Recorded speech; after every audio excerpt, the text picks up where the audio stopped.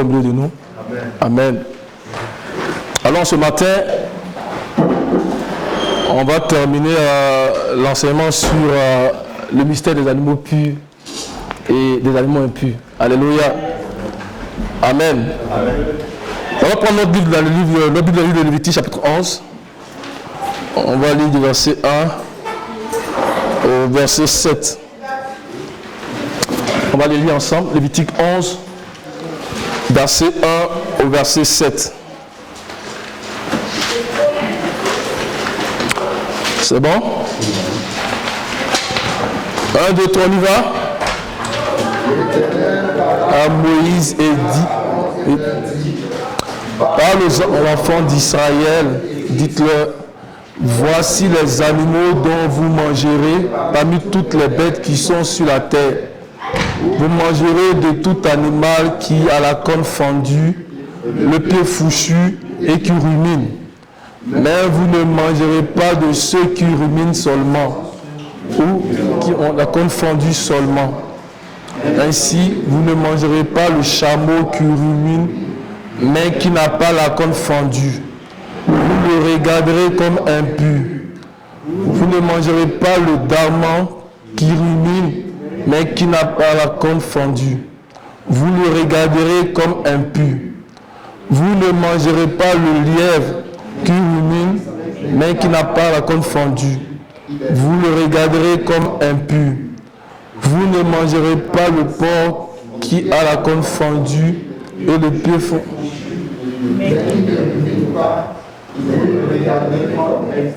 Alléluia.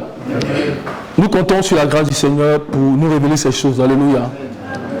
Mais j'aimerais que nous puissions poser un certain nombre une base pour nous amener à comprendre ce qui est dit ici dans Lévitique chapitre 11.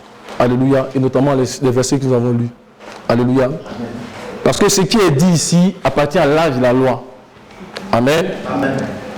Il y a eu l'âge de la loi, qui est aussi l'âge des 10 commandements. Alléluia. Et présentement, nous sommes dans quel âge? La grâce. Qui est aussi l'âge de l'esprit, qui est l'âge de la foi. Alléluia. Et la Bible dit que la loi, dans Hébreux chapitre 10, verset 1, possède, alléluia, une ombre des biens à venir. Amen. Et non quoi? Les actes de représentation des choses. Amen. Est-ce que tu peux le dire, mon frère? Hébreux 10, verset 1. Donc, il y a l'âge de l'image et il y a l'âge de la réalité de cette image. Alléluia. Amen. Le verset 1 seulement.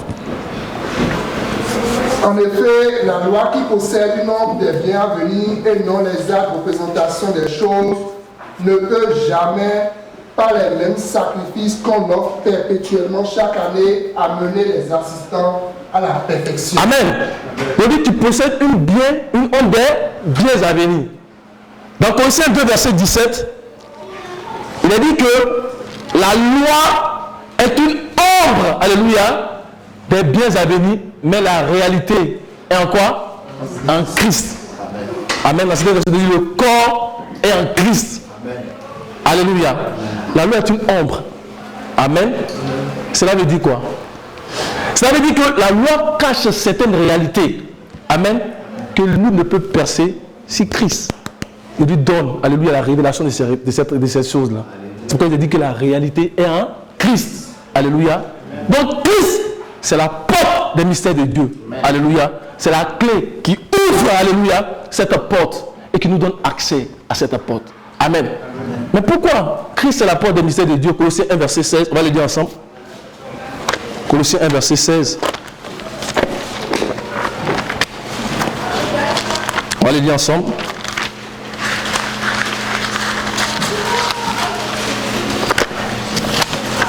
C'est bon? Oui. 1, 2, 3, on y va? Car en lui ont été créées toutes les choses qui sont dans les cieux et sur la terre, les visibles et les invisibles, trône, dignité, domination, autorité. Tout a été créé par lui et pour lui. Amen. Amen. Donc c'est en lui qu'existe tout ce qu'on peut voir de visible, comme invisible. C'est en Christ qu'on peut voir. Donc si tu n'es pas en lui, tu ne peux pas avoir la compréhension des choses visibles comme invisibles. Amen. Alléluia. Donc c'est lui qui est la porte. Il faut être en lui pour comprendre cela. Amen. Lorsque la Bible parle de la sagesse de Salomon, dans 1 Roi, chapitre 4, allez, on va les regarder. La sagesse de Salomon, 1 Roi 4. Et Dieu nous aide. Amen. Amen.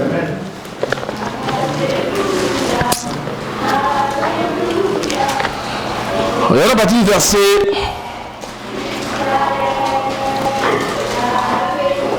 La partie du verset 29 jusqu'au verset 34. Ensemble, 1, 2, 3, on y va. Dieu donna à Salomon de la sagesse, une très grande intelligence et des connaissances multipliées, comme le sable qui est au bord de la mer. La sagesse de Salomon surpassait la sagesse de tous les fils de l'Orient et de toute la sagesse des Égyptiens. Verset 31. Il était plus sage qu'aucun homme, plus qu'Étan, les Rachites, plus qu'Eman, Kakol et Dakta, les fils de Makol. Et sa renommée était répandue parmi toutes les nations d'alentour. Verset 32. Il a prononcé 3000 sentences et a composé 1005 cantiques. Il a parlé sur les arbres depuis le cèdre du Liban jusqu'à l'hysope qui sort de la muraille. Il a aussi parlé sur les animaux, sur les oiseaux, sur les reptiles et sur les poissons. Il venait des gens de tous les peuples pour entendre la sagesse de Salomon de la part de tous les rois de la terre qui avaient entendu parler de sa sagesse. Amen. Salomon était sage. Dieu lui a donné une infime partie de la sagesse qui est en Christ. On dit il parlait même sur les arbres, sur les choses visibles. Amen. Parce que ces choses sont en Christ et c'est Dieu qui lui a donné la sagesse. Il pouvait parler là-dessus. On dit qu'il était plus sage qu'Étan, Eman. Et je vais parler d'Étan, Eman, tout ça. Ce sont des grands chantres. Des lévites, mais des grands chantres. J'ai écrit aussi des psaumes. Quand vous lisez les psaumes, là, c'est rempli de sagesse. Souvent, ils annoncent des choses à venir. Eman et Étan, ils ont écrit des psaumes où ils disaient Seigneur, rassemble-nous de la terre et enlève-nous. Alléluia. De leur temps déjà, Dieu prophétisait des choses à venir. C'était des gens très sages. Alléluia. Mais on dit Salomon était plus sage qu'eux. Amen. Parce que Dieu a ouvert une petite partie de la sagesse qui est en Christ. Amen. Salomon lui-même était une préfiguration de Christ. C'est pour ça que quand Christ va venir, dans Matthieu chapitre 12, verset 42, regardez ce qu'il dit. Notre Dieu est sage. Amen. Et si nous sommes en lui, nous allons avoir cette sagesse qui donne la vie. Amen. Matthieu 12, verset 42. On parle des animaux impurs. Hein? Amen. On va les lire ensemble. 1, 2, 3, on y va. La reine de midi se lèvera au jour du jugement avec cette génération et la condamnera parce qu'elle fait les extrémités de la terre pour entendre la sagesse de Salomon. Et voici, il y a ici plus que Salomon. Il y a ici plus que quoi? Plus que Salomon. Alléluia. Christ, il est plus que Salomon. Alléluia. Parce que c'est en lui qu'ont été créées toutes ces choses. Il est sage, notre Dieu. Alléluia. Quelqu'un peut dire Amen. Amen. Il est sage. Amen. Amen. En dehors de lui, c'est comme un voile qui est jeté sur nos visages. En dehors de lui, c'est une intelligence qui est obscurcie. C'est pour ça que la Bible dit dans 2 Corinthiens que c'est en lui que le voile est ôté. Alléluia. C'est en lui que le voile est ôté. On va le lire dans 2 Corinthiens. Et puis on introduit les animaux impurs. 2 Corinthiens 3. C'est un passage que nous connaissons très bien.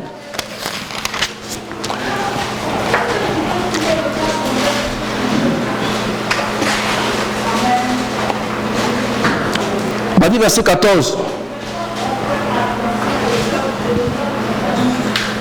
On va dire verset 13. 1, 2, 3, on y va. On dit ensemble. Et nous ne faisons pas voir Moïse qui mettait le voile sur son visage pour que les fils d'Israël ne fixassent pas les regards sur la fin de ce qui était passager. Mais ils sont devenus durs d'entendement. Car jusqu'à ce jour, le même voile demeure quand ils font la lecture de l'Ancien Testament et ils ne se lèvent pas parce que c'est en Christ qu'il disparaît. Jusqu'à ce jour, quand on lit Moïse, un voile est jeté sur leur cœur.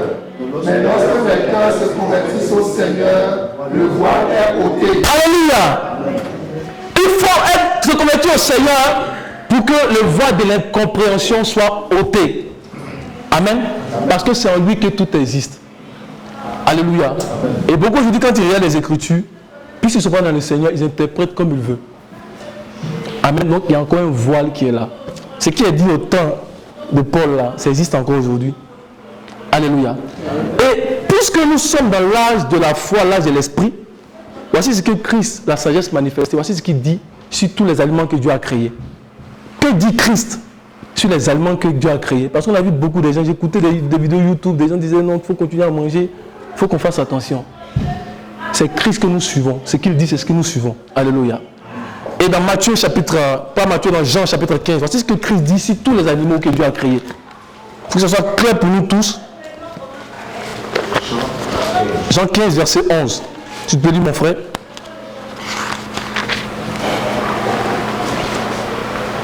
Je vous ai dit ces choses afin que ma joie soit en vous et que votre joie soit parfaite.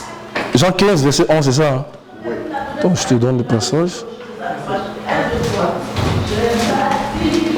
Matthieu 15, pardon, verset 11. Matthieu 15, verset 11, excuse-moi.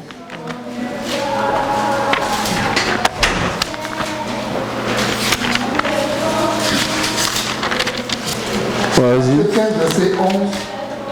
Ce n'est pas ce qui entre dans la bouche qui souille l'homme, mais ce qui sort de la bouche, c'est ce qui souille l'homme. Alléluia. Le Seigneur qui est la sagesse manifestée. Amen. Dans l'âge de la foi, l'âge de l'esprit, il dit que ce n'est pas ce qui rentre dans la bouche qui peut nous souiller. Amen. Il c'est ce qui sort qui peut nous souiller. Et au verset 19, va commencer à parler un peu des animaux impurs. Comment Dieu voit des gens qui sont comme en train de manger des animaux impurs. Verset 19. Tu vas introduire ça, mais après on va revenir là-dessus. Car c'est du cœur que viennent les mauvaises pensées, les meurtres, les adultères, les impudicités, les vols, les faux témoignages, les calomnies. Alléluia. Il est en train de parler ici des gens qui sont en train de manger des animaux impurs. Mais on va revenir là-dessus, on va bien expliquer cela. Alléluia. Donc Christ, qui est la réalité, quand il est venu, il dit que ce n'est pas ce qui rentre dans la bouche qui souille l'homme, mais ce qui sort du cœur qui souille l'homme. Alléluia. Et quand Paul est arrivé, poussé par le même esprit, parce que si tu dis que tu as l'esprit de Christ, il ne faut pas que tu dises des choses contraires à ce que Christ a dit. Amen. Si tu dis des choses contraires à ce que Christ a dit, c'est que c'est notre esprit qui t'anime. Alléluia. Amen. Et quand Paul est arrivé, il va aller dans le même sens. Amen. Dans 1 Corinthiens 10, on va aller ensemble. 1 Corinthiens 10. J'ai voulu établir ça parce qu'il y a trop d'enseignements sur YouTube qui disent du n'importe quoi. Il faut que le Seigneur nous aide. 1 Corinthiens 10, verset 25. On y va. Ensemble. 1, 2, 3. Mangez de tout ce qui se vend au marché sans vous enquérir de rien par motif de conscience. Amen. Paul dit de manger quoi? Il dit quoi? Il dit quoi de manger quoi? Le bœuf seulement? De tout ce qui se vend. De tout ce qui se vend au marché. La seule exception que Paul fait dans la doctrine de Christ, alléluia, c'est sur les animaux sacrifiés aux idoles. Amen. Et c'est la même recommandation qui a été donnée aux apôtres. Lorsqu'on dit dans Actes chapitre 15, ils ont dit notamment 3 choses pour lesquelles on doit éviter. Alléluia. Actes 15, on va le regarder. Je vais les lire. Actes 15, verset 20. Mais qu'on leur écrive de s'abstenir des souillures, des idoles, de l'impudicité, des animaux étouffés et du sang. Amen. Et c'est ça, quand vous le lisez aussi dans 1 Corinthiens 10, là, Paul fait l'exception là-bas. Les animaux sacrifiés aux idoles, c'est tout. Il dit de manger de tout ce qui se vend au marché. Alléluia. Y compris tous les animaux. Alléluia. Nous sommes dans la réalité. Nous sommes dans l'âge de la foi. Et c'est ce qui s'est dit aujourd'hui. Alléluia. Dans 1 Corinthiens 8.8, Paul aussi parle. On va aller dans 1 Corinthiens 8.8. Là, nous donnons aussi d'autres éléments là-bas.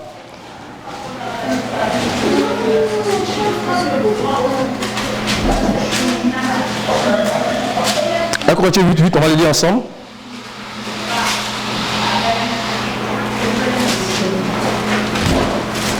Allez, on y va. Ce n'est pas un aliment qui nous rapproche de Dieu. Si nous en mangeons, nous n'avons rien de plus. Si nous n'en mangeons pas, nous n'avons rien de moins. C'est ce que le Seigneur a dit. Il est poussé par l'esprit du Seigneur. Il parle selon ce que l'esprit dit. Non, ce n'est pas un aliment qui nous rapproche de Dieu. Si nous mangeons, nous n'avons rien de plus. Si nous n'en mangeons pas, nous n'avons rien de moins. Alléluia. C'est vraiment important. Alléluia, c'est vraiment important. Et ça, c'est dans l'âge de la foi, c'est dans l'âge de l'esprit. C'est la réalité des choses. Amen. Et ça, c'est le vrai sens de Tite chapitre 1, verset 15, qui dit que tout est pur pour celui qui est pur. Amen. Celui qui est pur, c'est qui? C'est celui qui a reçu la vérité de l'évangile. Le Seigneur dit, vous êtes pur à cause de quoi? À cause de la parole que je vous ai annoncée. Amen. Ça, c'est le vrai sens. Tout est pur pour celui qui est pur. La parole est venue nous purifier. Amen. Alléluia. Amen. C'est vraiment important qu'on comprenne cela. Amen. Mais tout à l'heure, quand on est parti dans le livre de Lévitique, on a vu une distinction entre les animaux. Alléluia. Dans l'âge de la loi. Donc quand on ramène ça maintenant dans l'âge de l'esprit, comme la loi est une ombre, ça veut dire que ce qui est dit ici, là, il ne faut pas le comprendre de façon littérale. Mais il y a un enseignement que Dieu veut donner dans ça. Est-ce que quelqu'un peut dire Amen? Il y a un enseignement qu'il veut donner. Alléluia. Amen. Au temps de Paul, au temps de l'âge de la foi, l'âge de l'esprit, il y a des gens qui ont commencé à expliquer ça comme on expliquait dans l'âge de la loi. Mais dans l'âge de la loi, l'esprit n'était pas encore déversé. C'est dans l'âge de l'esprit, l'âge de la foi, que l'esprit était déversé. Et au temps de Paul, il y a des gens qui ont continué à expliquer cela selon la chair. Et Paul va s'affronter avec ces gens-là. Dans 1 Timothée chapitre 4, regardez bien ce qu'il dit. Il faut que ce soit clair pour nous aujourd'hui. Le mec va amener une viande, tu vas lui dire de ne pas manger la viande. Attention à cela, alléluia. Attention. Ou bien elle aime beaucoup le gibier là, tu vas lui dire de ne pas manger le gibier. Faites très attention. 1 Timothée 4, à partir du verset 3, verset 5. Il y a des gens qui sont venus s'amuser avec Paul, qui étaient poussés lui par l'esprit de Christ. On y va, 1, 2, 3. On peut commencer à partir du verset 1 pour que ce soit bien compréhensible. On y va. Mais l'Esprit dit expressément que dans ces derniers temps, quelques frères abandonneront la foi pour s'attacher à des esprits séducteurs et à des doctrines de démons par l'hypocrisie de faux docteurs portant la marque de la friture dans leur propre conscience. Précisément de ne pas se marier et de s'abstenir d'aliments que Dieu a créés pour qu'ils soient pris avec action de grâce par ceux qui sont fidèles et qui ont connu la vérité. Et qui ont connu quoi? La vérité. Alléluia. Ils sont venus expliquer cela selon la chair. Pourquoi ils sont des faux docteurs? Parce que la loi est une ombre. Amen. Il faut que l'Esprit nous révèle ce que la loi veut dire. Alléluia. Il y a des gens qui continuent encore de tuer les animaux. Il y a des gens qui continuent encore de s'habiller en habit des sacrificateurs. Alléluia. Il y a des gens qui continuent encore de partir des temples physiques. Parce qu'ils n'ont pas compris ce que la loi est en train de dire dans la réalité. Que Dieu nous aide. Amen. Que Dieu nous aide. Amen. Tout est pur pour celui qui est pur. Amen. Amen. Mais c'est quoi? Qu'est-ce que Dieu a voulu enseigner dans l'âge de la loi sur les animaux purs et les animaux impurs? Par le mystère des animaux purs et des animaux impurs, Dieu veut nous révéler, alléluia, veut nous aider à comprendre. Si nous avons fait la distinction entre ce qui est bien et ce qui est mal. Alléluia. La Bible dit que la nourriture solide, c'est pour les hommes faits. Pour ceux dont le jugement est exercé à faire quoi? À distinguer ce qui est bien du mal. Amen. Alléluia. Amen. Par le mystère des animaux impurs et des animaux purs, Dieu veut nous amener à comprendre certaines attitudes que nous avions auparavant dans le monde passé. Dans ce monde où l'homme naturel, l'homme qui est tombé dominer notre vie. Alléluia. Mais qui ne veut plus voir nous. Alors que nous marchons dans la nouvelle manière de vivre. Amen. Ce sont des attitudes. On va le voir. Alléluia. Amen. Et depuis la Genèse déjà, dans les années d'Éden, Dieu a commencé à utiliser cette métaphore de manger là pour enseigner des attitudes à Adam. Dans Genèse chapitre 2, verset 16. Genèse 2, verset 16.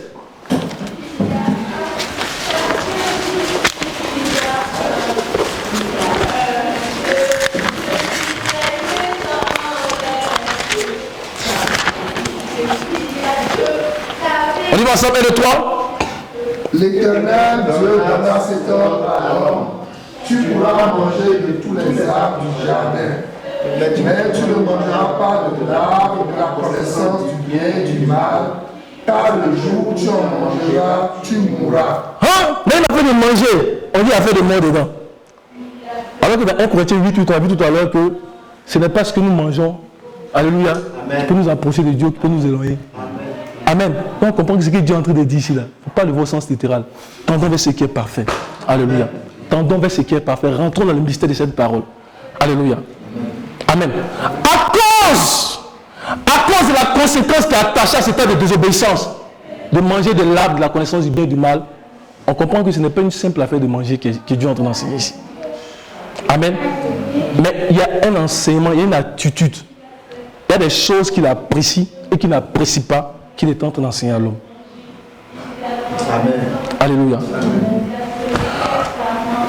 Lorsque le Seigneur commence à parler des faux prophètes, il commence à utiliser la métaphore des arbres pour parler des faux prophètes. C'est dans quel chapitre ça? Dans Matthieu, chapitre 7. On va y aller. On va voir ce que c'est que manger de tous les arbres du jardin, ne pas manger. Sinon manger de l'arbre de la vie et ne pas manger de l'arbre de la vie. Et ne pas manger de l'arbre de la connaissance du bien et du mal. On va voir un peu les attitudes que Dieu voulait enseigner à Adam en disant cela. Donc un niveau prophétique. Amen. Donc, Matthieu chapitre 7. On va lire à partir du verset...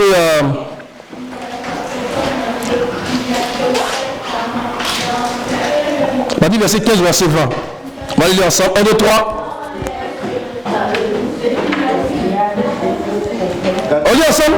1, 2, 3. Gardez-vous de faux prophètes qui viennent en vêtements de brebis, mais au-dedans ce sont des loups ramasseurs. Vous le reconnaîtrez à leurs fruits. Quand ils font des raisins sur des épines ou des figues sur des chaperons, tout bon arbre porte de bons fruits, mais le mauvais arbre porte de mauvais fruits. Un bon arbre ne peut porter de mauvais fruits, ni un mauvais arbre porter de bons fruits. Tout arbre qui ne porte pas de bons fruits est coupé et jeté au feu. C'est donc à leurs fruits que vous les reconnaîtrez. Alléluia. Donc il utilise la métaphore des arbres pour parler des faux prophètes. Il dit, eux, ce sont des quoi? Ce sont des épines. Alléluia. Il dit, ce sont des épines. Ils viennent en vêtements de brebis, ils viennent dans une apparence, mais ce sont des quoi? Des épines. Non, on comprend ce que c'est que les épines. Parce que quand on a commencé à regarder les 4 types de terres dans Matthieu, on a vu que les épines, ça représente quoi? Matthieu, chapitre 13, regardez bien. Matthieu 13. En fait, on va me lire rapidement à partir du verset 22. Matthieu 13, verset 22 seulement.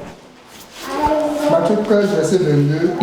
Celui qui a reçu la semence parmi les épines, c'est celui qui entend la parole, mais en qui les soucis du siècle et la séduction des richesses étouffent cette parole et la rendent infructueuse. Alléluia. C'est le roi des épines, ça. Amen. Étouffer la parole du Seigneur. Amen. C'est un type de message. Quand ça vient là, ça vient étouffer la parole du Seigneur. Ce sont des épines, ce sont des arbres, des épines. Donc leur message, c'est d'étouffer la parole du Seigneur. C'est de séduire. Alléluia. C'est ça leur message. On dit quel temps des figues sur des épines. Ce sont des arbres mais des épines. Donc quand ils t'enseignent, ce sont des piqûres qui sont sur eux. C'est ça qui t'envoie. Et quand tu entends ça, tu ne peux pas être tranquille dans ton cœur. Tu n'as pas le repos du Seigneur. Alléluia. Et il vient d'étouffer tout dans ton cœur. On comprend que ces faux prophètes, même leur père, c'est l'arbre de la connaissance du bien et du mal. Amen. Parce que quand l'homme a mangé aussi de cet arbre, qu'est-ce que Dieu a dit? Genèse chapitre 3. C'est la même racine. Amen. On dit les menteurs dès le commencement. Alléluia. Genèse chapitre 3. C'est leur papa.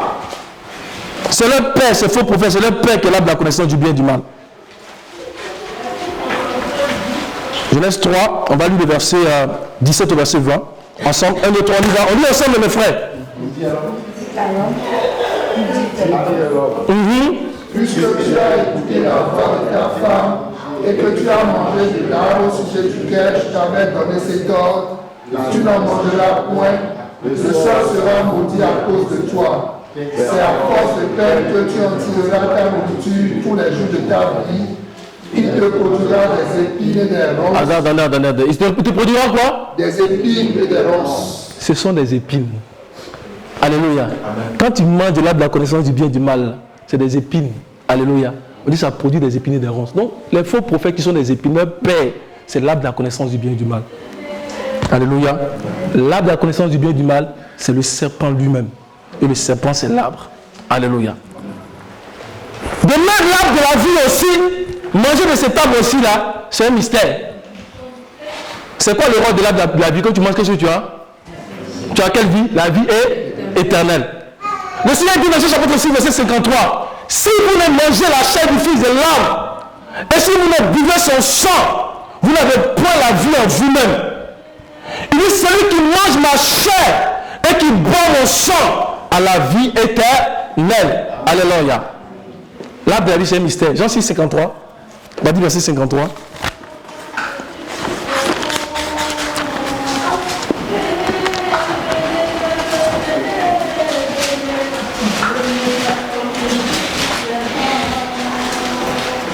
C'est 53 à 54. On y va. 1, 2, 3. Jésus leur dit, en vérité, je vous le dis, si vous ne mangez la chair du Fils de l'homme, et si vous ne buvez son sang, vous n'avez point la vie en vous-même. Celui qui mange ma chair et qui boit mon sang a la vie éternelle, et je le ressusciterai au dernier jour. Alléluia. Il y a un seul arbre qui produit la vie éternelle. C'est Christ. Amen.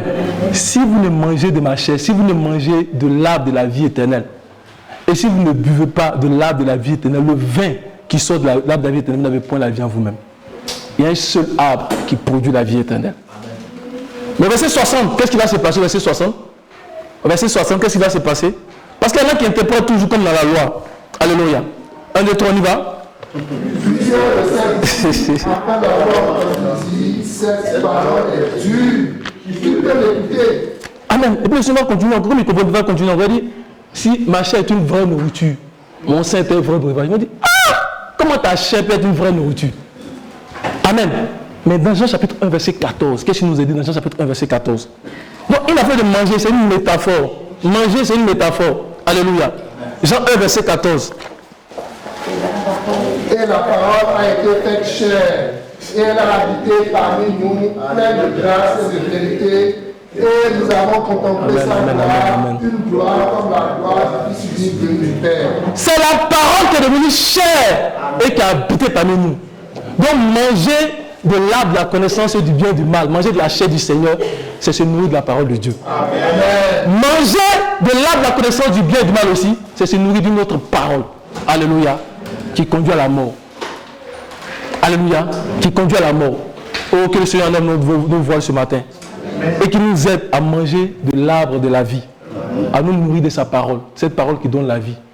Et à éviter la parole qui donne des soucis. Amen. Il dit, voici, je mets devant toi la vie et la mort. Je mets devant toi l'arbre de la vie et l'arbre de la connaissance du bien et du mal. Mais il dit, choisis la vie afin que tu vives. Alléluia. Choisis la vie afin que tu vives. Amen. Donc, tu pourras manger de tous les arbres. Dieu t'a enseigné une attitude. Pas manger, d'enseigner une attitude. Mais de l'arbre de la connaissance du bien et du mal, il enseigne aussi une attitude. Va ici, ne va pas ici. Alléluia. Est-ce que nous n'avons pas déjà vu dans le livre des Actes des Apôtres comment est-ce que le Seigneur a représenté cette race de païens au moment où, dans sa magnificence, le temps qu'il avait fixé pour que les païens reçoivent l'évangile était arrivé? Est-ce qu'on a déjà vu ça dans Actes chapitre 10? Comment il a représenté la race des païens? Alors dans Actes chapitre 10, la métaphore de manger, c'est une puissante métaphore. Acte 10. Que Dieu nous aide dans ce matin. Amen. Amen. On va dire à partir du verset. Attendez, je vais vous donner le passage. Acte 10. Verset 9, on y va? Verset 9, 1, 2, 3. 1, 2, 3. Ensemble, 1, 2, 3. Le lendemain, comme ils étaient en route et qu'ils s'approchaient de la ville, Pierre monta sur le toit vers la 6e heure pour prier. Il eut faim et il voulut manger. Pendant qu'on lui préparait à manger, il tomba en extase.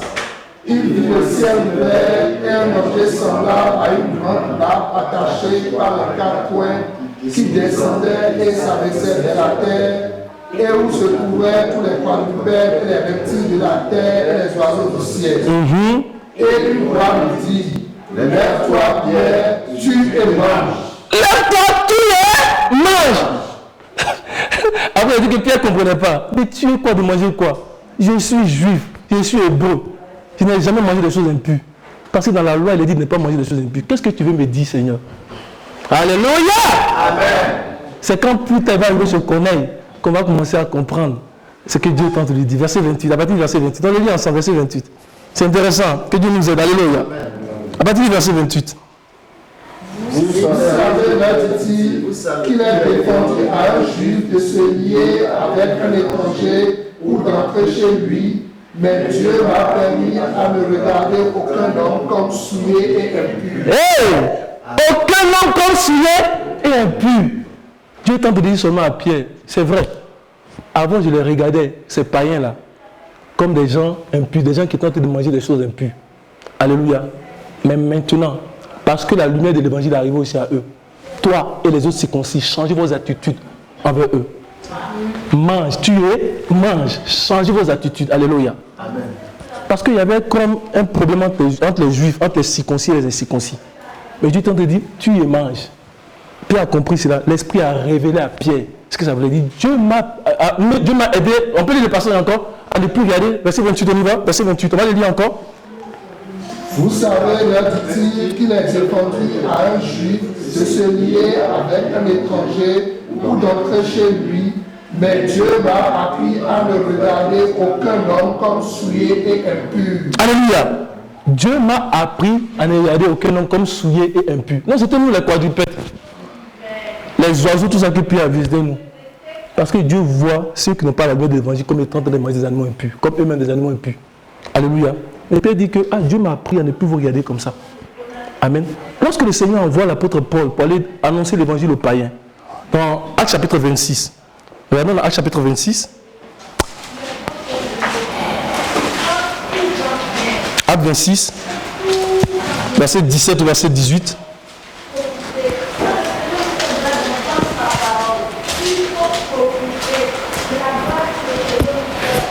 Un de toi, on y va. Je t'ai choisi du milieu de ce peuple et du milieu des païens vers qui je t'envoie, afin que tu leur ouvres les yeux, pour qu'ils passent des ténèbres à la lumière et de la puissance de Satan à Dieu, pour qu'ils reçoivent par la foi en moi le pardon des péchés et l'héritage avec les sanctifiés. Alléluia.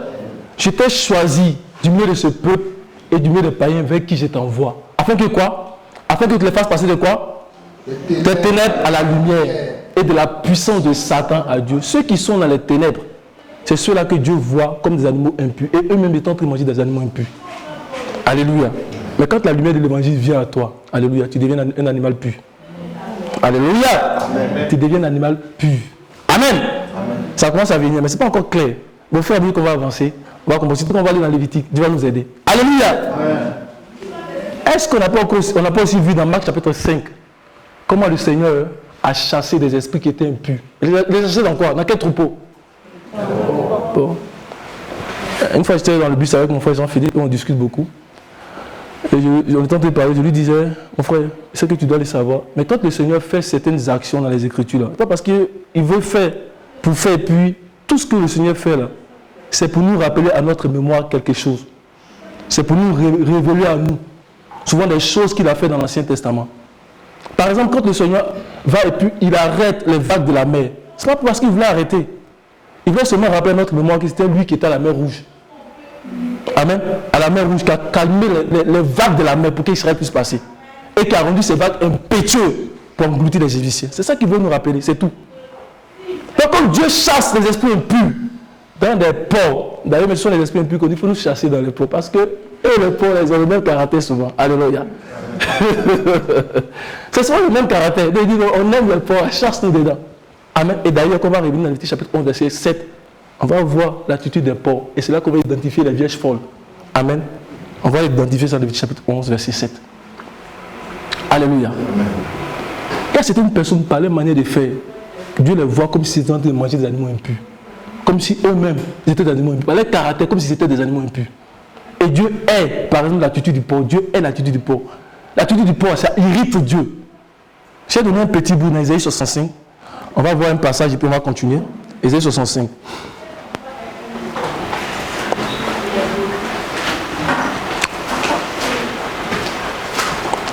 Isaïe 65, regardons le verset 3 au verset 4. On peut monter à partir du verset 1 au verset 4.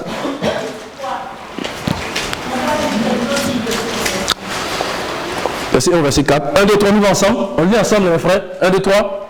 J'ai exaucé ceux qui ne demandaient rien. Je me suis laissé trouver par ceux qui ne me cherchaient pas. J'ai dit, me voici, à une nation qui ne s'appelait pas mon nom. J'ai tendu mes mains tous les jours vers un peuple rebelle qui marche dans la voie mauvaise au gré de ses pensées. Vers un peuple qui ne cesse de militer en face, sacrifiant dans les jardins et brûlant de l'encens sur les briques. Verset 4.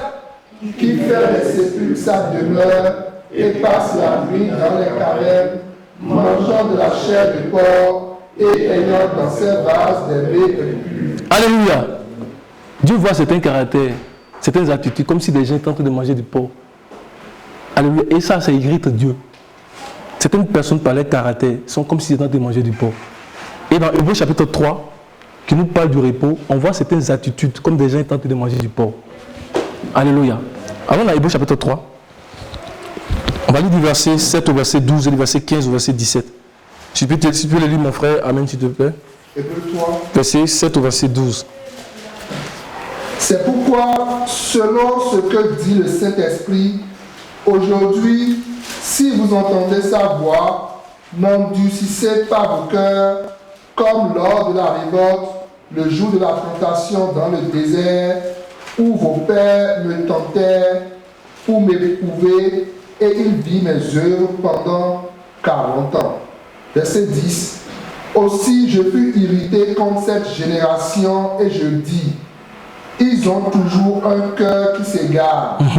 Ils n'ont pas connu mes voies. Je jurai donc dans ma colère, ils n'entreront pas dans mon repos. Verset 12. Prenez garde, frères, que quelqu'un de vous n'ait un cœur mauvais et incrédule au point de se détourner du Dieu vivant. Amen. Un cœur mauvais et incrédule, un cœur qui s'égare. C'est comme si Dieu tentait des gens qui tentent de manger des animaux impurs. Il y a 2 semaines de cela, le frère a pêché ces animaux impurs. Peut-être qu'il n'a pas juste mis des animaux impurs. Quand il a commencé à parler des caractères, Dieu voit certains caractères. Dieu est certains caractères. Parce qu'il voit ces caractères comme si des gens mangeaient des animaux impurs. Alléluia. Tu vas lire le verset 15 au verset 17. Pendant qu'il est dit, aujourd'hui, si vous entendez sa voix, n'endurcissez pas vos cœurs comme lors de la révolte, qui fut en effet ceux qui se révoltèrent après l'avoir entendu, sinon tous ceux qui étaient sortis d'Égypte sous la conduite de Moïse. Verset 17. Et contre qui Dieu fut-il irrité pendant 40 ans, sinon contre ceux qui péchaient et dont les cadavres tombaient dans le désert? Et à qui jura-t-il qu'il n'entrerait pas dans son repos, sinon à ceux qui avaient désobéi? Aussi, voyons-nous qui ne put y entrer à cause de leur incrédulité. Ah, le cœur méchant, le cœur qui se révolte, il y a une conséquence. Dieu dit que ce sont ces choses-là qui peuvent empêcher l'homme de rentrer dans son repos. Alléluia. Et il s'irrite contre ça. Le cœur qui se révolte contre la parole de Dieu. C'est comme si Dieu voit des gens en train de manger des animaux impurs. Alléluia. Eux-mêmes sont des animaux impurs. Hébreux 8, verset 22, on va voir d'autres caractères encore qui peuvent être assimilés à quelqu'un qui est en train de manger des animaux impurs. Que Dieu nous aide. Amen. Hébreux 10, verset 22. Hébreux 10. On va les lire ensemble.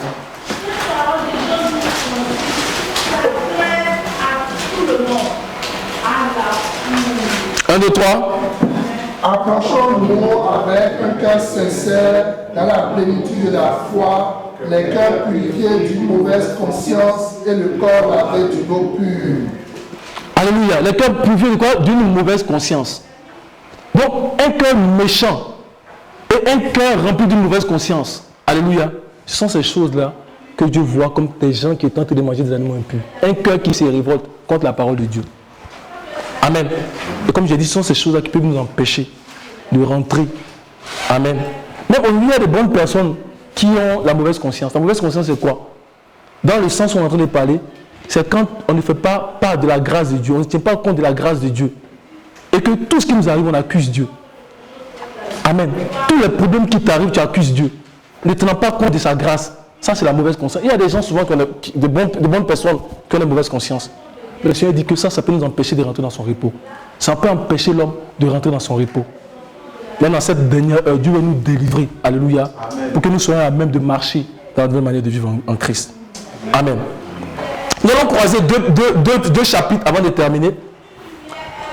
Nous allons croiser le chapitre de Matthieu chapitre 25, donc de la parabole des 10 vierges, et nous allons le croiser avec Lévitique chapitre 11. Nous allons voir 3 attitudes que Dieu veut voir obligatoirement en nous, alors que nous sommes en train de marcher dans la nouvelle manière de vivre. Et lorsque l'une de ces attitudes, qui sont aussi des caractéristiques, manque, ça veut dire que la personne a un cœur méchant, ou bien une mauvaise conscience. Alléluia. On va lire la parabole des 10 vierges. Vraiment, faisons attention à ces attitudes, et puis prions pour que Dieu puisse nous les donner. Alléluia. Ça vient comme pour engloutir le cœur méchant et la mauvaise conscience. Amen. Dans Matthieu chapitre 25. Est-ce que ça va jusqu'à là, ça va? Amen. Donc, manger les animaux impurs, c'est une métaphore. C'est des attitudes, des comportements. Alléluia. C'est tout. Matthieu 25, on va aller à partir du verset 1.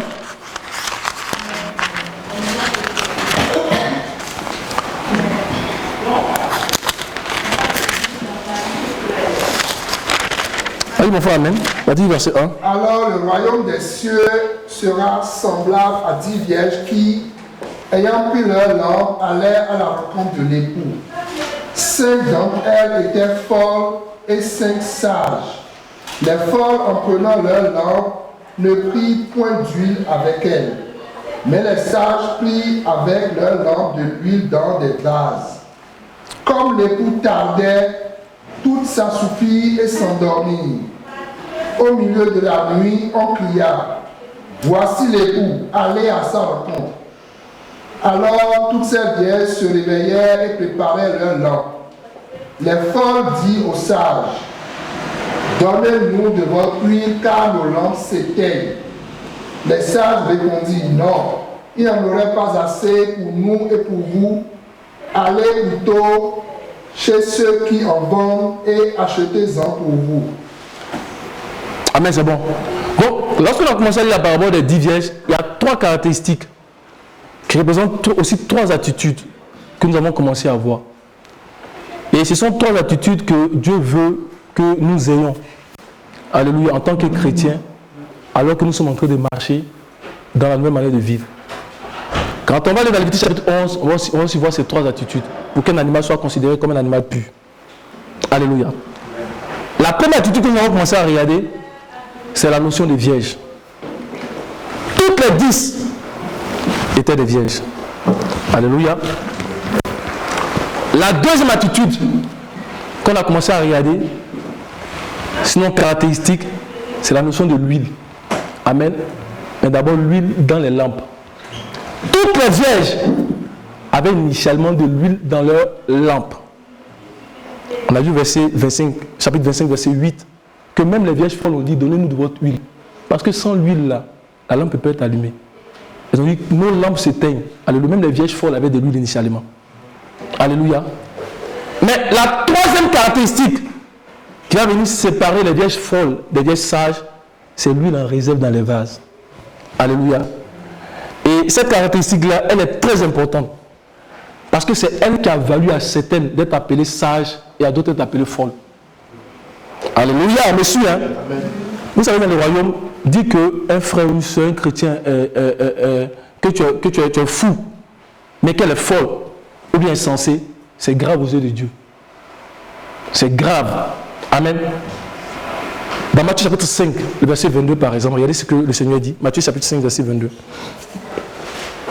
Quand on va dire, elles sont folles là, ça veut dire que ce qu'elles ont fait là, c'est tellement grave que le Seigneur même les appelle folles. Matthieu chapitre 5, le verset 22. 1, 2, 3, on y va. Même moi, je vous dis que quiconque se met en colère contre son frère mérite d'être puni par les juges.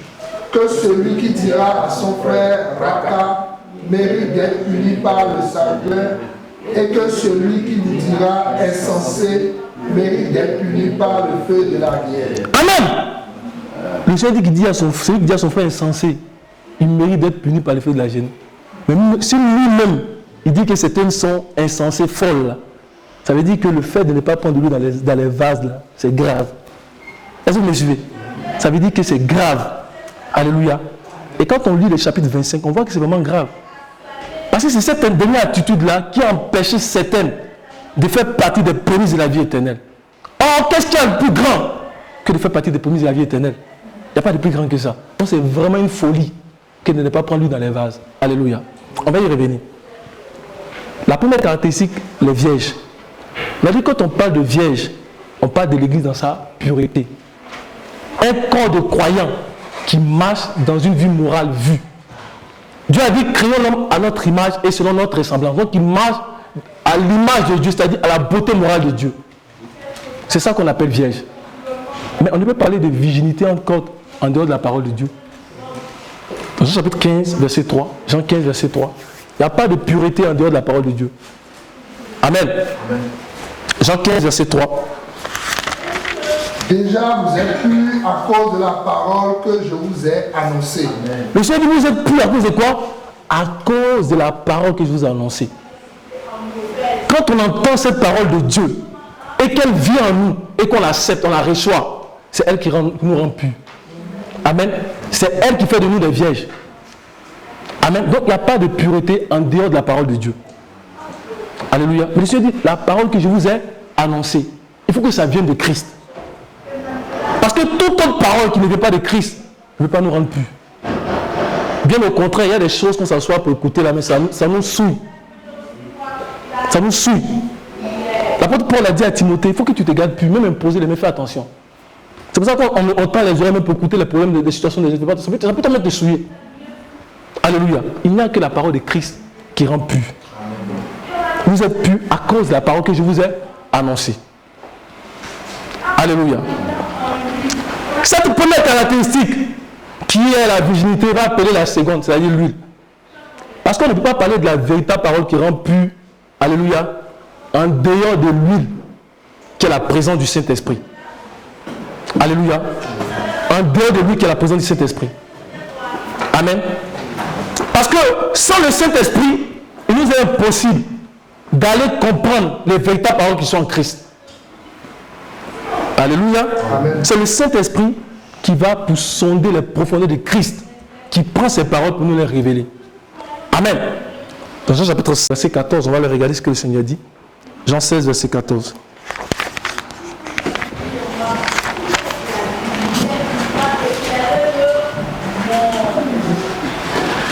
Jean 16. Tu peux monter un peu plus verset 13 par exemple. Quand le consolateur sera venu, l'Esprit de vérité, il vous conduira dans toute la vérité, car il ne parlera pas de lui-même, mais il dira tout ce qu'il aura entendu, et il vous annoncera les choses à venir. Verset 14. Il me glorifiera, parce qu'il prendra de ce qui est à moi, et vous l'annoncera. Alléluia.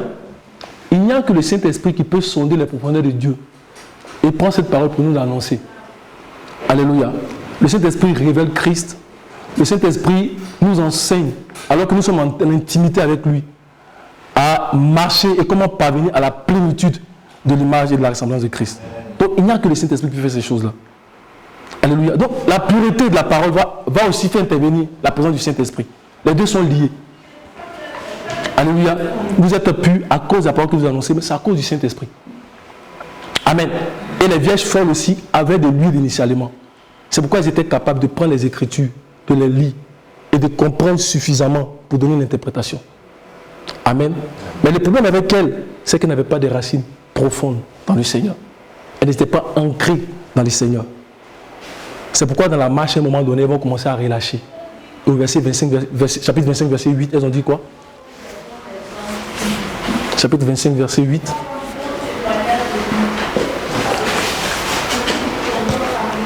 Les folles disent aux sages, donnez-nous de votre huile, car nos lampes s'éteignent. Les lampes ne doivent pas s'éteindre. Quand l'huile commence à manquer, ça veut dire qu'il y a un détachement par rapport à celui qui donne l'huile, c'est-à-dire au Seigneur. Amen. Alléluia. Et on va le voir dans la troisième notion, c'est-à-dire qu'il y a un détachement. Amen. Ça nous introduit dans la troisième. Donc, vous voyez que quand on dit qu'elles étaient folles, ce n'est pas folle au sens littéral. C'était folle dans le sens où elle avait un privilège qui leur permettait de gagner le royaume. mais n'ont pas tenu dans ces privilèges. Toi, ils étaient sages. Parce que quelqu'un qui peut prendre les Écritures, les lire, donner une interprétation, tu es sage. Amen. Mais ce privilège, quand tu ne le conserves pas, à cause de la vie éternelle, qui est la plus grande richesse, tu as une folie en toi. Alléluia. C'est une folie devant le Seigneur. Alléluia. Que le Seigneur nous donne de conserver notre huile. Alléluia. Et même de croître dans cette huile au nom de Jésus. Alléluia. Amen. La troisième notion, qui est l'huile dans les vases.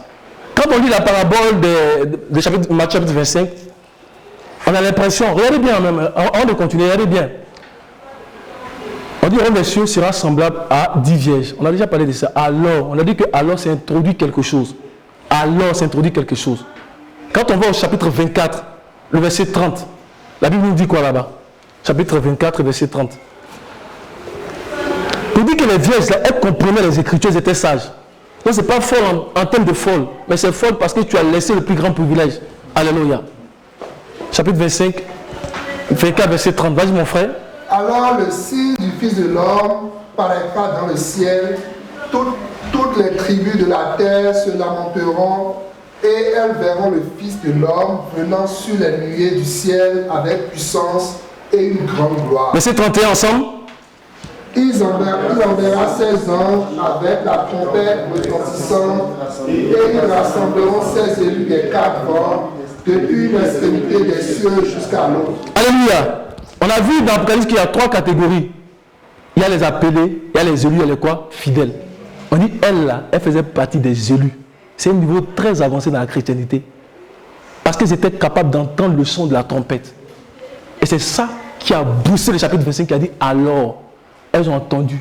Et parce qu'elles ont entendu, elles ont pris leur lampe, elles ont commencé à partir. Quelqu'un qui peut entendre le son de la trompette, elle est sage. Elle est même très sage. Alléluia. Parce qu'elle entend le son de la trompette. Donc ce n'est pas des folles. Hein.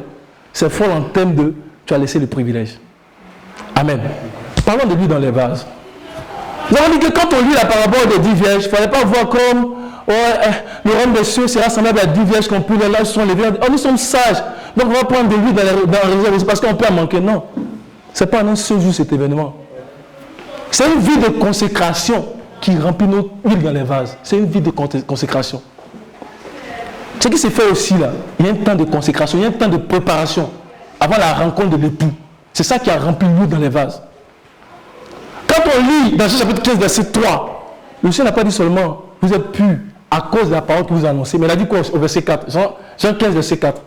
Et c'est ça qui différencie les vierges folles des vierges sages. Jean 15, verset 4.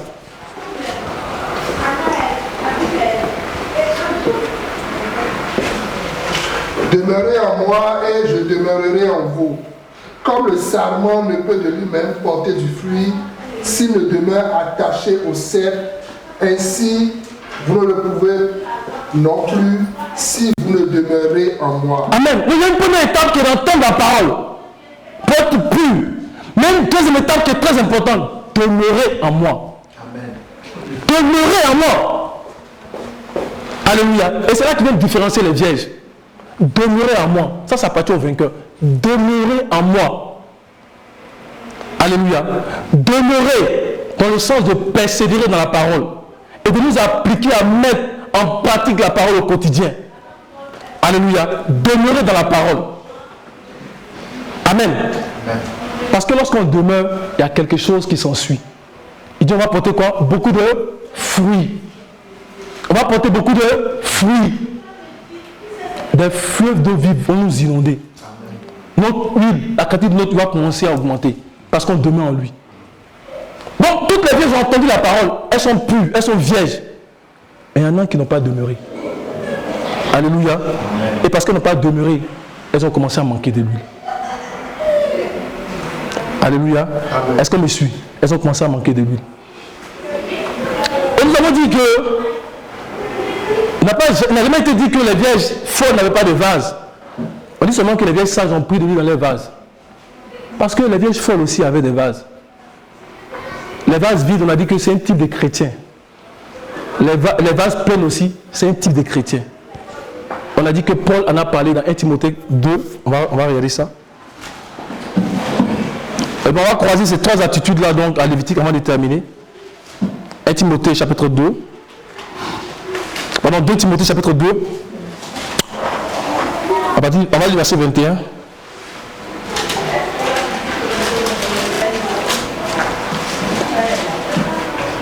donc quelqu'un se conserve pur en s'abstenant de ces choses, il sera un vase d'honneur sanctifié, utile à son maître, propre à toute bonne œuvre. Alléluia. Au début, il parle de vases d'argent, de vases d'or et de vases inutiles, de vases vides. Inutiles ou vides. Amen. Mais il dit que si on se conserve plus, donc si on demeure, conserver plus, c'est se demeurer. Si on se conserve plus, alléluia, on devient un vase utile, un vase d'argent ou un vase d'or. Alléluia. Donc, elles étaient aussi des vases, mais des vases vides. Alléluia. Que Dieu nous aide à être des vases remplis. Alléluia. Donc, on a vu 3 caractéristiques. On a vu la notion de pureté, donc de vierge. On a vu la notion d'huile, mais de l'huile dans les lampes.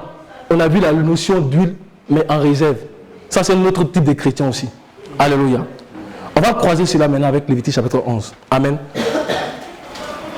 Dans Lévitique chapitre 11 aussi, il y a 3 caractéristiques qui doivent être présentes pour qu'un animal soit considéré comme pur.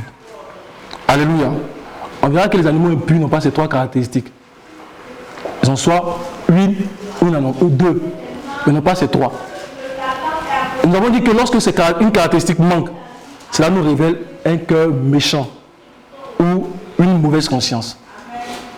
Nous avons vu dans Hébreu que ce sont ces choses-là qui peuvent nous empêcher de rentrer dans le repos de Dieu. Dans Deutéronome 1 par exemple, vous voyez ce que Dieu dit. Deutéronome 1. On me suit, hein, ça va? Deutéronome 1 verset 35.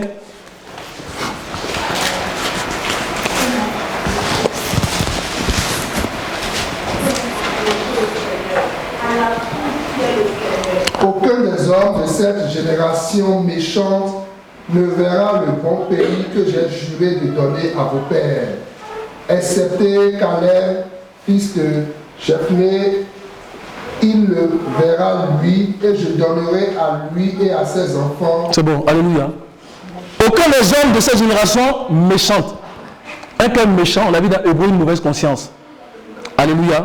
C'est ça qui peut nous empêcher de rentrer. Et c'est cette situation qui a prévalu dans la vie des vierges folles. Et le Seigneur a dit que je ne vous ai jamais connu. Amen. Parce qu'elles ont manqué la caractéristique la plus importante.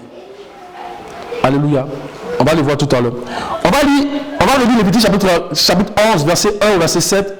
Et on va commencer à regarder ces 3 caractéristiques. Faisons très attention au verset 3, qui nous parle de ces 3 attitudes, de ces 3 caractéristiques que Dieu veut voir en l'homme, alors que nous marchons dans la nouvelle manière de vivre. Et faisons aussi attention au verset 7, qui nous identifie les vierges folles et qui révèle l'attitude qu'elles ont eue. Lévitique chapitre 11. L'Éternel parla à Moïse et à Aaron et leur dit: Parlez aux enfants d'Israël et dites: Voici les animaux dont vous mangerez parmi toutes les bêtes qui sont sur la terre. Vous mangerez de tout animal qui a la corne fendue, le pied fourchu et qui rumine. Mais vous ne mangerez pas de ceux qui ruminent seulement ou qui ont la corne fendue seulement. Ainsi, vous ne mangerez pas le chapeau qui rumine mais qui n'a pas la corne fendue. Vous le regarderez comme impur. Vous ne mangerez pas le daman qui rumine mais qui n'a pas la corne fendue. Vous le regarderez comme impur. Vous ne mangerez pas le lièvre qui rumine mais qui n'a pas la corne fendue. Vous le regarderez comme impur. Verset 7. Vous ne mangerez pas le porc qui a la corne fendue et le pied fourchu, mais qui ne rumine pas. Vous le regarderez comme impur. Alléluia. Tu as quel verset maintenant? 7. Alléluia. On va lire 2 passages par rapport à ce qui a été dit précédemment. On va continuer. Tu vas lire Matthieu 25, verset 12 et Psaume 5, verset 6. Matthieu 25. Verset 12 et Psaume 5, verset 6. Mais il répondit: Je vous le dis, en vérité, je ne vous connais pas. Alléluia. Psaume 5, verset 6. Souvent c'est le verset 4, 5 ou 6 là. Psaume 5, verset 6. Tu fais périr les menteurs, l'Éternel abhorre les hommes de sang et de fraude. Dans cette version, il est écrit, les insensés ne subsistent pas. Alléluia. Verset 6, vas-y, verset 6. Verset 5. Les insensés ne subsistent pas devant tes yeux. Tu es tous ceux qui commettent l'iniquité. Alléluia. Le terme grec qui est mis ici pour folle ou insensé, si vous voyez dans le grec là, Matthieu chapitre 25 là, c'est morose, qui veut dire impie, méchant, sans Dieu. Alléluia. Donc quand on parle de vierges folles, à un moment donné là, elles sont écartées de Dieu. Impie, méchant. Et quand on va commencer à regarder la parabole des talents, qui vient en appui à la parabole des vierges, on va voir pourquoi est-ce que le Seigneur a dit à celui qui n'a pas pu multiplier son talent, méchant serviteur. Alléluia. Quand tu n'arrives pas à multiplier de l'huile là, parce que tu as fait quelque chose, où est-ce que tu étais et tu n'as pas pu multiplier ton huile? Alléluia. Faisons attention à ce que nous sommes en train de dire. C'est vraiment important. Faisons attention. Alléluia. Quand on a commencé à lire tout à l'heure Lévitique chapitre 11, Amen, nous avons vu les 3 caractéristiques. Quelles sont les 3 caractéristiques pour qu'un animal soit considéré comme impur? C'est quoi? Le cône fendu, pied fauchu et qui rumine. Alléluia. Le cône fendu, le pied fauchu et qui rumine. Cône fendu, ça veut dire 2 cônes. Alléluia. Pied fauchu, ça veut dire 2 pieds, ça veut dire 2 sabots. Tu as 2 sabots, puis tu marches. Ça veut dire que tu es quelqu'un dans le royaume des cieux. Alléluia. Qui rumine, on va le voir tout à l'heure. Alléluia. Si nous faisons attention, nous verrons que Dieu est sage. Parce que tout ce que Dieu fait est sage. Dieu est vraiment sage. Alléluia. Si nous faisons attention, nous allons voir que les 3 caractéristiques là, il est sous l'agneau de Dieu qui est Christ.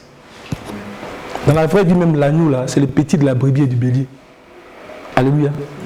Il a les cônes fendus, il a les pieds fouchus et il rumine. Dans la vraie vie, Dieu est sage. Alléluia. Et quand nous allons rentrer dans les caractéristiques de ces choses, spirituelles de ces choses, nous verrons que ce sont des caractéristiques qui appartiennent seulement à Christ. Et il donne cela à ses disciples pour qu'ils marchent dans la nouvelle manière de vivre. Alléluia. On va au verset 7, on va identifier les vierges folles. Et on va commencer à expliquer ces 3 caractéristiques-là. On va lire le verset 7 ensemble. Matthieu Verset 7. Alors tous ces vierges se réveillèrent et... Pardon, pas Matthieu, pardon. Lévitique 11, verset 7. Excusez-moi. Est-ce qu'on me suit même, ça va? Lévitique 11, verset 7. Vous ne mangerez pas le porc qui a la corne fondue et le pied fouchu, mais qui ne rumine pas. Vous le regarderez comme impur. Alléluia. Quelles sont les 2 caractéristiques du porc? Il a la corne Fondue. Il a le pied Fouchu. mais il ne rumine pas. Quelles sont les deux caractéristiques des vierges folles? Elles sont vierges après elles ont mais n'ont pas de l'huile dans les. On les identifie. Alléluia. On ne va pas regarder tous les animaux, mais sachez que quand une caractéristique manque seulement dans les 3, là, ça révèle un mauvais qu'une nouvelle conscience. Ça va? On a été regarder les vierges folles en ce moment. C'est bon?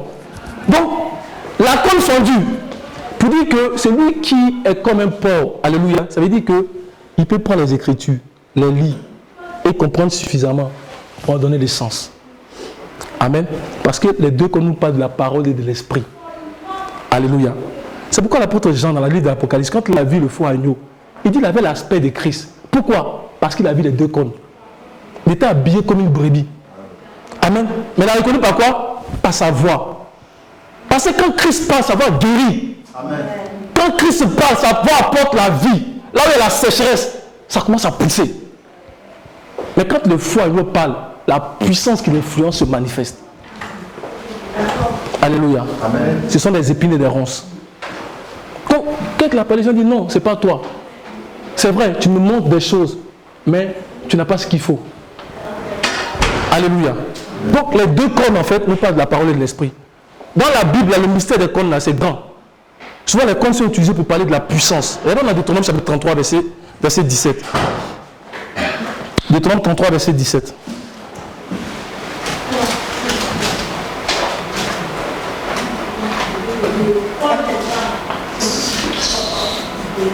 De son taureau premier-né, il a la majesté, ses cornes sont les cornes du buffle, avec elle il frappera tous les peuples jusqu'aux extrémités de la terre. Alléluia. Donc, ce ne sera pas des cornes, mais des puissances.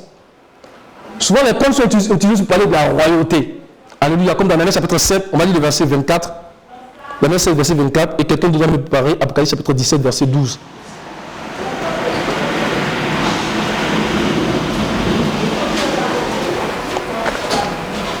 Daniel 7, verset 24. Les 10 cornes, ce sont 10 rois qui s'élèveront de ce royaume. Un autre s'élèvera après eux, il sera différent des premiers et il abaissera 3 rois. Alléluia. Tu vas lire le psaume 92 aussi, verset 11. On va voir que même dans cette puissance-là, il faut le Saint-Esprit. Psaume 92, verset 11. Mon œil se plaît à contempler mes ennemis et mon oreille à entendre. Toi, c'est le verset 10 plutôt pour toi. Et tu me donnes la force du buffle. Je suis arrosé avec une huile fraîche. Alléluia. Amen. Même la force du buffle, il faut l'huile pour avoir cette force-là. Alléluia. Mais dans notre contexte ici, on ne parle pas de la cône comme en fait, la puissance ou la royauté. On parle de la cône comme ici étant la parole et l'esprit. Ça veut dire la cône qui est remplie d'huile. Amen. La cône qui est remplie d'huile. Dans la Bible, on utilise ça comme une fiole d'huile. Alléluia. Une fiole d'huile pour consacrer. Amen. Regardez-le dans Josué chapitre 6, verset 5. C'est la cône de Christ remplie d'huile pour consacrer ses serviteurs. Alléluia. Josué 5, verset 6. Car les enfants d'Israël avaient marché 40 ans dans le désert jusqu'à la destruction de toute la nation des hommes. Pardon, 6, 5. Excuse-moi, 6, 5.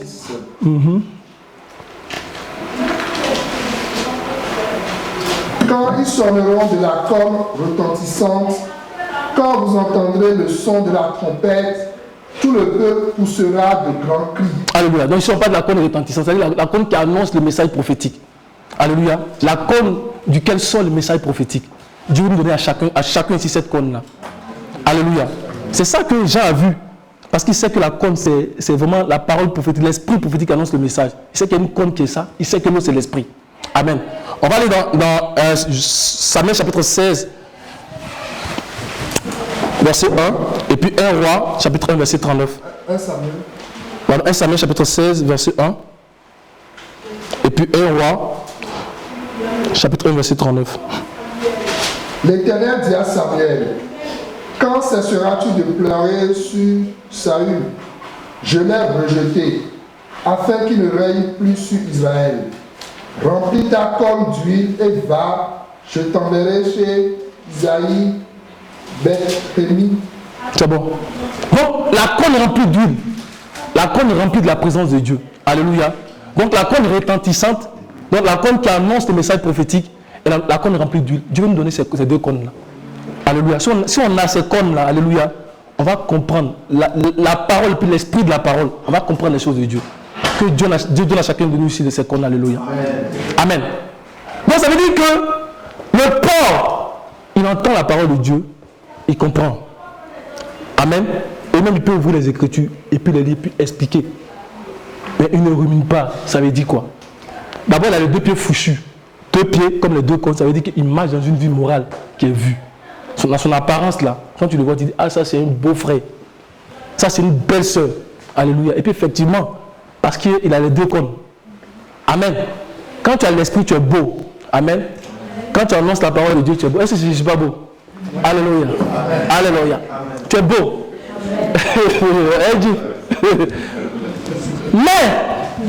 mais tu ne rumines pas. Ça veut dire quoi? Ceux qui ont fait un peu de géologie, là, vous allez me dire, on sait que quand les ruminants mangent, qu'est-ce qu'ils font? Ils n'avalent pas. Ils vont aller dans un endroit. Ils vont faire, dans la panse, non? Ils vont faire remonter, ils vont bien marcher avant d'avaler. Alléluia. Ramener notre parabole, ça veut dire quoi? Ça veut dire que le porc, oh Seigneur, que nous ne soyons pas des porcs. Le porc, il entend la parole, il comprend. Il marche dans une vie morale vue. Amen. Mais il n'a pas cette puissance pour se donner totalement à la parole. La puissance en termes de mettre en pratique cette parole. Le Seigneur dit, pourquoi m'appelez-vous Seigneur, Seigneur? Et ne veut plus voir ce que je dis. Il est en train de parler du porc. Alléluia. Donc il entend la parole, il la comprend. Il marche dans une vie morale. Amen. Mais n'a pas la puissance pour se donner en termes de mettre en pratique la parole et en termes de s'asseoir pour méditer cette parole. Parce que c'est en méditant ta parole que ton huile augmente dans ta vase. Alléluia. Tu n'as pas cette puissance-là. Amen. C'est ça le porc. Alléluia. C'est ça le porc. Il entend la parole, il comprend, mais n'a pas la puissance. Amen. Il est assis dans la maison de Dieu, mais n'a pas une véritable croissance. Parce qu'il ne laisse pas la parole impacter sa vie. Amen. Nous avons vu à Toronto que lorsque tu entends la parole prophétique pour la première fois, la puissance de Dieu vient sur toi. Amen. Et elle brise tes chaînes. Amen. Et au fur et à mesure que tu continues à écouter cette parole, elle te transforme. Amen. Et tu vois qu'elle te transforme, tu commences à l'aimer et chaque jour tu veux la toucher. Alléluia. Amen. Mais le pauvre, il ne cherche pas ça. Amen. Parce qu'il est très occupé. Il est très occupé. Donc il n'a pas trop de temps pour les choses du royaume. Ce qui fait qu'il ne peut pas accumuler l'huile nécessaire qui va lui permettre de parvenir à la connaissance de Christ. À la pleine connaissance de Christ. Amen. Amen. Parce qu'il y a un lien entre la quantité d'huile qu'on reçoit en marchant avec le Seigneur et puis rentrer dans les profondeurs des mystères de Dieu. Il y a un lien. Autant le Saint-Esprit grandit en toi, autant tu commences à dire les véritables paroles de Dieu. Amen. Jean 3, verset 34, on a vu ça la dernière fois.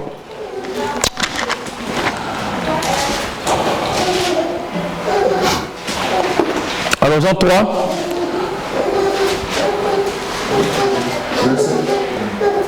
lis le verset 34, verset 33 à 34. Celui qui a reçu son témoignage a certifié que Dieu est vrai. Car celui que Dieu a envoyé dit les paroles de Dieu, parce que Dieu ne lui donne pas l'esprit avec mesure. Je vais poser une question. Pourquoi est-ce qu'il dit les paroles de Dieu? Attendons parler. Pourquoi est-ce qu'il dit les véritables paroles de Dieu? Pourquoi? Parce que Dieu lui donne l'esprit sans mesure. Donc il y a un lien entre la quantité de l'esprit que Dieu nous donne au fur et à mesure qu'on se soumet à sa parole et notre croissance dans la compréhension des réalités du royaume. Quand Dieu commence à nous remplir, au départ tu commences à regarder la parole au premier niveau. Quand tu commences à être rempli, tu commences à aller dans le deuxième niveau. C'est-à-dire tu enlèves tes paires de lunettes, ma soeur Sylvie. C'est-à-dire tu commences à enlever les paires de lunettes, tu vois la parole autrement. Alléluia. Et quand Dieu te remplit encore, c'est voici le voile est tombé. Tu commences à rentrer dans la parole prophétique. La Bible dit que c'est une lampe.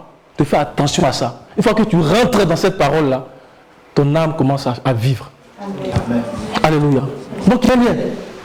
Quand tu écoutes la parole de Dieu, que tu la médites et que tu commences à mettre en pratique petit à petit ce que tu médites, ce que tu lis, le Seigneur commence à te remplir de son huile. Amen. Et tu commences à devenir un vase d'honneur. Alléluia. Amen. Tu commences à devenir un vase pur. Amen. Mais le pauvre, il est trop occupé. Il est tellement occupé que quand il vient ici à l'assemblée, alléluia, quand on finit de prêcher, il faut même aller de prêcher, il faut aller à la fin de prêcher. Le frère Jean a fini de prêcher, le frère Amen a fini de donner une exhortation. Quand il arrive à la maison, il prend sa Bible, il ferme. À dimanche prochain. Alléluia. Il est tellement occupé qu'il est toujours sur les réseaux sociaux. C'est lui à chaque fois qu'il est là il cherche des posts pour seulement commenter. Il est trop occupé. Il passe même la moitié de sa journée là-bas. Alléluia. Et quand il finit, il a un groupe d'amis là, des hommes Chanel. Ils vont parler des choses diverses qui n'ont rien à voir avec la parole de Dieu. Il peut prendre 3 à 4 ans de parler des choses. Quand il finit ça, il va regarder un peu l'actualité avec le sport. Amen. Et il regarde sa montre, il lui reste seulement 20 minutes, fin minuit. Oh mon Dieu, tu es vraiment bon, je te bénis pour tout ce que tu as fait. Et il va aller s'endormir. Cette vie, cette façon de faire là, ça conduit aussi à quelque chose. Alléluia. Mais c'est vrai. Qui se sent concerné? C'est moi. Non, on entend les parler en vie, mais c'est vrai. Nous-mêmes, ça nous délivre nous tous. Alléluia. Et il va s'asseoir. Quand tu commences, on a reçu un enseignement ici où le frère dit que celui qui fait 1 an en train de vivre comme ça, là, à un moment donné, tu te détaches de Christ, c'est fini. Et Dieu commence à te voir comme méchant. Alors il dit dans Jean chapitre 15 que Dieu nous aide. Amen.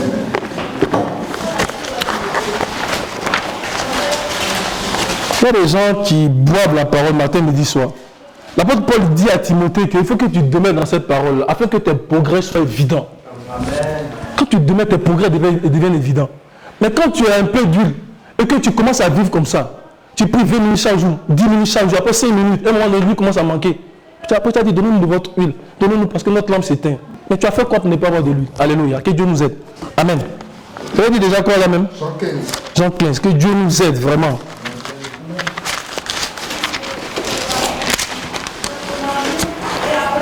Jean 15. On est à partir du verset 5. Je suis le cep, vous êtes les sarments. Celui qui demeure en moi et en qui je demeure porte beaucoup de fruits, car sans moi, vous ne pouvez rien faire. Continue. Vas-y. Si quelqu'un ne demeure pas en moi, il est jeté dehors comme le sarment et il sèche, puis on ramasse les sarments, on les jette au feu et ils brûlent. Alléluia. Donc elles ont commencé à un moment donné, les gens qui ont dit les vierges folles, elles ont commencé un peu à un moment à manquer. Parce qu'à un moment donné, ils se sont dit non que on n'a pas trop de temps pour ça, on commencer à vivre autrement. Et lui, il a commencé à manquer. Alléluia. Parce qu'il dit, après celui qui demeure dans ma parole. Donc quand tu demeures, c'est écrit non? Celui qui demeure dans ma parole. Tu as lu cette partie-là? Celui qui demeure en moi et en qui je demeure porte beaucoup de fruits. Verset 6. Car sans moi, vous ne pouvez rien faire. Si quelqu'un ne demeure pas en moi, il est jeté dehors comme le sarment et il sèche, puis on ramasse les sarments, on les jette au feu et ils brûlent. Continue un peu. Verset 7. Si vous demeurez en moi et que mes paroles demeurent en vous, demandez ce que vous voudrez et cela vous sera accordé. C'est tout. Que mes paroles demeurent en vous. Et c'est comme ça qu'on commence à remplir notre vase d'huile. Alléluia. Il y avait les deux types d'économes. On va comprendre un peu ce que les vierges ont fait. Deux types d'économes dans Matthieu chapitre 24. Après, on va terminer par la parabole des talents. Matthieu 24, à partir du verset 45. Quel est donc le serviteur fidèle et prudent que son maître a établi sur ses gens pour leur donner la nourriture au temps convenable? Heureux ce serviteur que son maître à son arrivée trouvera faisant ainsi. Je vous le dis en vérité, il établira sur tous ses biens. Les 5 vierges sages sont rentrées. Elles sont heureuses parce que le Seigneur les a trouvées dans cet état. Alléluia. Et l'autre maintenant. Mais si c'est un méchant serviteur qui dit en lui-même, mon maître tarde à venir, s'il se met à battre ses compagnons, s'il mange et boit avec les ivrognes, le maître de ce serviteur viendra le jour où il ne s'y attend pas et à l'heure qu'il ne connaît pas. Il le mettra en pièces et lui donnera sa part avec les hypocrites. Alléluia. C'est là qu'il y aura des pleurs et des grincements de dents. Mais tu as fait quoi pendant que le maître était absent pour ne pas multiplier tes talents? Et quand il est venu, ce nouveau serviteur il dit, ah, j'ai enterré ton talent. Mais tu étais où pour ne pas avoir multiplié les talents? Parce que multiplier les talents, ça ne dépend pas de nous. Il dit demeurer seulement. C'est tout ce qu'il nous demande. Il dit, ça dépend de nous. Il dit, il faut demeurer seulement. Si tu demeures, alléluia, tu vas porter du fruit. C'est tout. C'est demeurer, ça ne dépend pas de nous. Nous, on a quelle force? Il dit demeurer en moi. Si on enlève la branche de l'arbre, elle va sécher. Alléluia. Ce qui arrive dans le livre de Exode 32, c'est ça.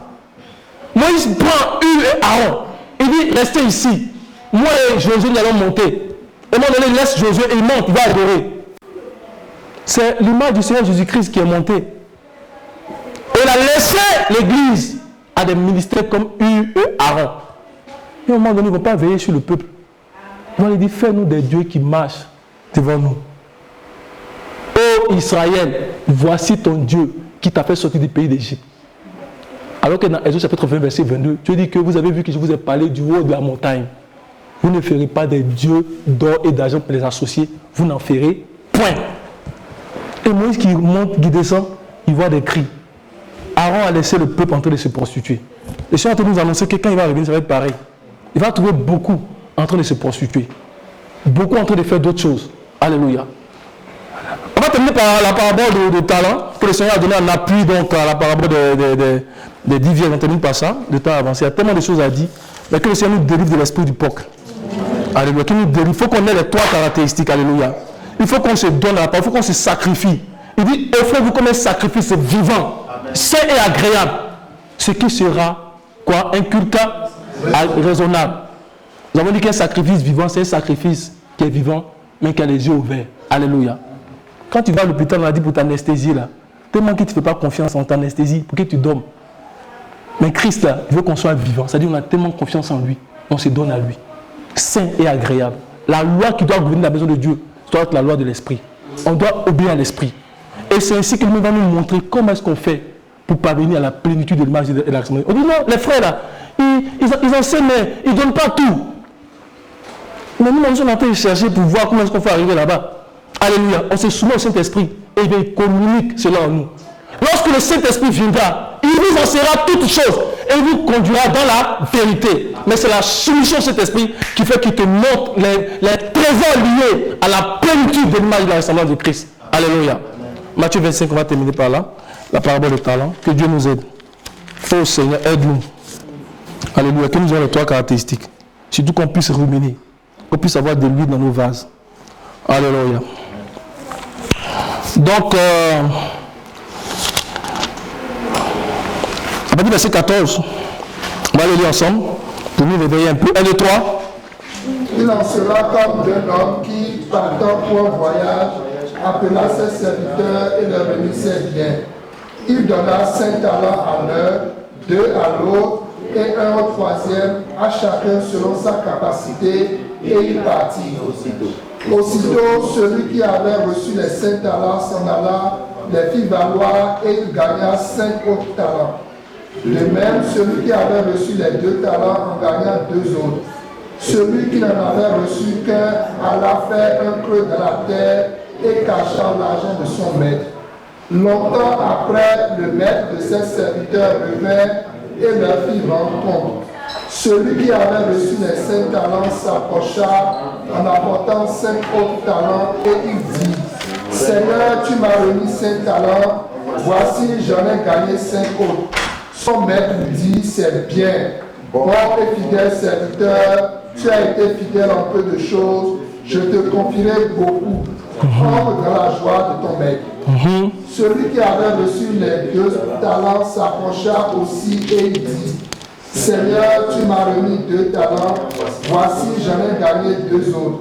Son maître lui dit, c'est bon et fidèle serviteur, tu as été fidèle en peu de choses, je te confierai beaucoup. Entre dans la joie de ton maître.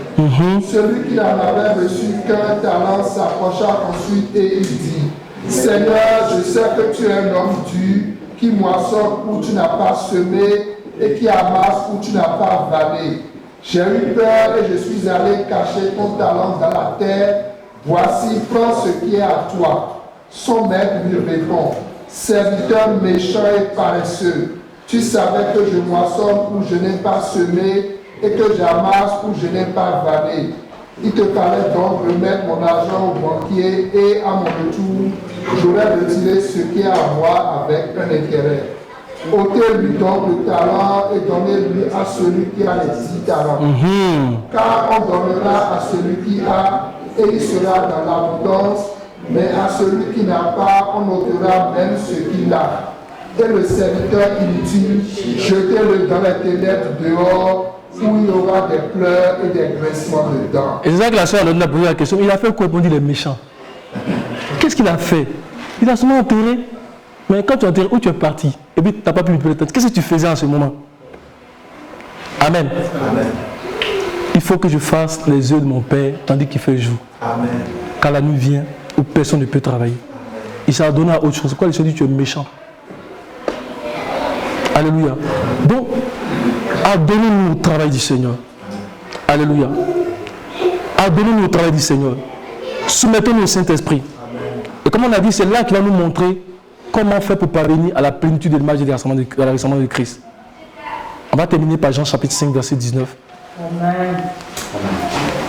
La dernière fois, j'étais en train de manger. Et puis Céline et puis les filles étaient en train de prier. Et puis à un moment donné, la nourriture ne passait plus dans ma bouche parce que ce qu'elle disait, c'était comme du miel. J'ai dit, mais Seigneur, tentez de faire des choses grandes dans cette assemblée. Notamment quand mon sœur Ida a pris la parole, puis puisqu'elle a pris la parole par la suite, mon cœur était tellement réjoui. J'en ai parlé à Jean-Philippe. J'ai dit, mais ce n'est pas possible ce que le Seigneur est en train de faire dans cette assemblée. Et je comprends que si on demeure, alléluia, si on demeure vraiment, amen, le Seigneur va continuer à faire cela. Ida a commencé à parler de cette pierre, de la statue. Il dit, hein? On est arrivé à là. Amen. Et je me suis demandé pour ma Bible pour continuer à lire parce que si tu ne fais pas attention, alléluia. Donc, il faut qu'on demeure. Il faut qu'on demeure. Il faut qu'on demeure. Je suis en train de faire de grandes choses dans cette tasse. Il faut qu'on demeure. Il faut qu'on demeure. Amen. On va terminer par là. J'étais vraiment réjoui. J'en ai même parlé à ma femme. J'étais réjoui. Il y a de grandes choses. C'est tout ce qui s'est passé hier avec le message de direction. J'ai dit, Seigneur, mais tu es devant, nous sommes derrière. On commence à le voir. C'est pour ça que quand quelqu'un commence à aller en dehors d'abord de Dieu, même si tu es mon ami, Lévi ne connaît ni son père ni sa mère, je prends mon épée, je rentre dans les camps. Ah, ça, il faut continuer. Si moi-même, je fais aussi, prenez votre épée, rentrez dans mon camp. On est là pour la parole de Dieu. Il n'y a pas une affaire d'amitié dans ça. Alléluia. On veut gagner le royaume des cieux. Amen. On va terminer par ça. Jean 5, 19. Jésus leur prit donc la parole et leur dit, en vérité, je vous le dis, le Fils ne peut rien faire de lui-même. Il ne fait que ce qu'il voit faire au Père. Et tout ce que le Père fait, le Fils aussi le fait pareillement. Continue. Car le Père aime le Fils et lui montre tout ce qu'il fait, et il lui montrera des œuvres plus grandes que celles-ci, afin que vous soyez dans l'étonnement. Parce qu'il fait ce qu'il va faire au Père, parce qu'il est obéissant. Parce que quand le Père lui révèle les choses, il n'est pas comme le porc qui met cela de côté. Il le fait. Donc, à cause de cela, il va lui montrer les choses plus grandes. On donnera à celui qui en a, à celui qui cherche, et il sera dans l'abondance. Mais à celui qui ne cherche pas, à celui qui se soustrait du maître de l'arbre de vie, on arrachera même ce qu'il aura, et il n'aura plus d'huile. Il va dire que mon huile manque. Alléluia. Nous allons prier le Seigneur. Amen.